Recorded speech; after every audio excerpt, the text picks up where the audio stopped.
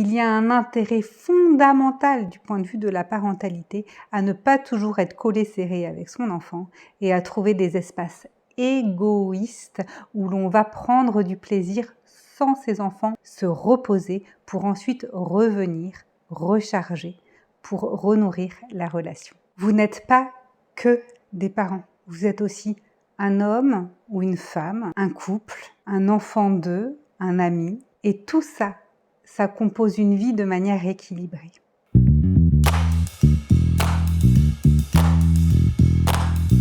Je suis Chloé El-Kaïm, sophrothérapeute. J'accompagne les personnes en psychothérapie, que ce soit en présentiel ou en distanciel, via la visioconférence. Et sur cette chaîne, je développe particulièrement les questions de parentalité.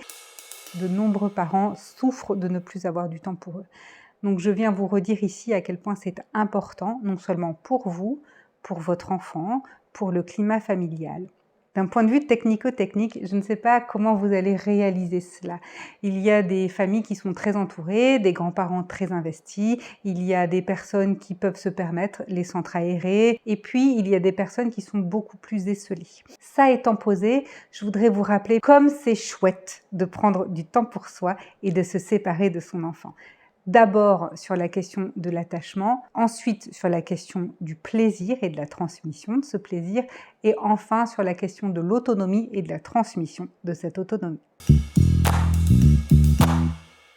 Un enfant va s'attacher à ses figures d'attachement, donc les personnes qui vont s'occuper de lui la majeure partie du temps, et il y a quelque chose qui se passe dans cet accordéon de séparation et de retrouvailles. L'attachement se fait dans cet accordéon.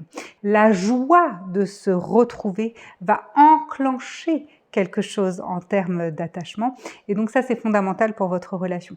Il y a aussi la question de la confiance.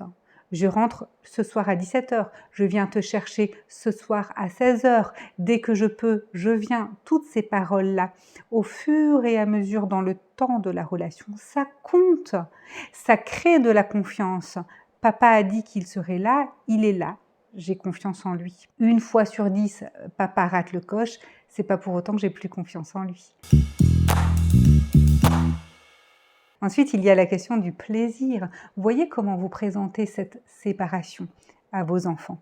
Est-ce que le discours c'est « Oh là là, il faut que j'aille au travail, je n'ai pas envie, je préférerais rester avec toi, je n'aime pas mon travail ». Bon, là, effectivement, vous n'allez pas transmettre que c'est très chouette d'aller vivre votre vie et que l'enfant puisse vivre sa vie. Mais si j'y vais parce que j'ai vraiment trop envie, parce que je m'amuse, parce que c'est bon pour moi, alors quand on se quitte, on peut tout simplement se dire « amuse-toi bien » ou « prends plaisir » ou « tu me raconteras ».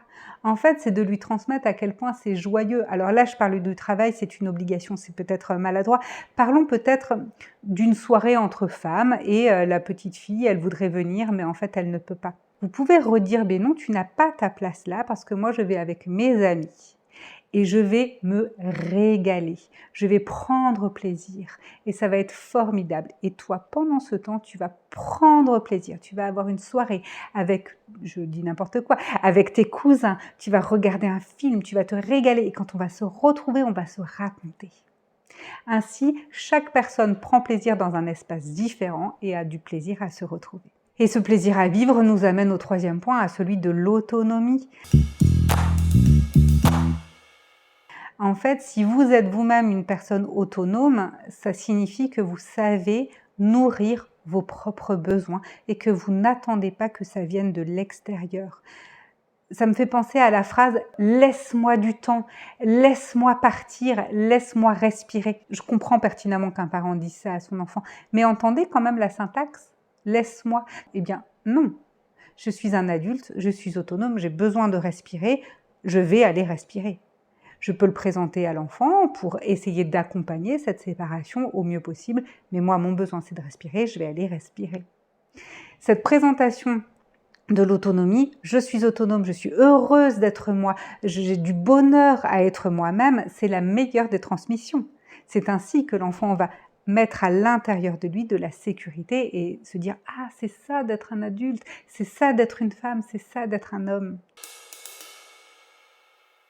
Les questions d'attachement, de séparation, ça peut être vraiment très compliqué et pourtant c'est fondamental, à la fois pour la vie de famille, mais aussi dans la vie d'un individu.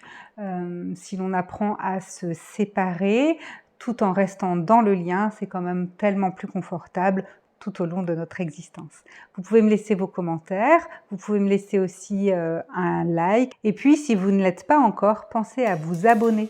Ça aussi, ça aide énormément le développement de ma chaîne, mais en ce qui vous concerne, ça vous permet de suivre toutes les prochaines vidéos dès leur sortie.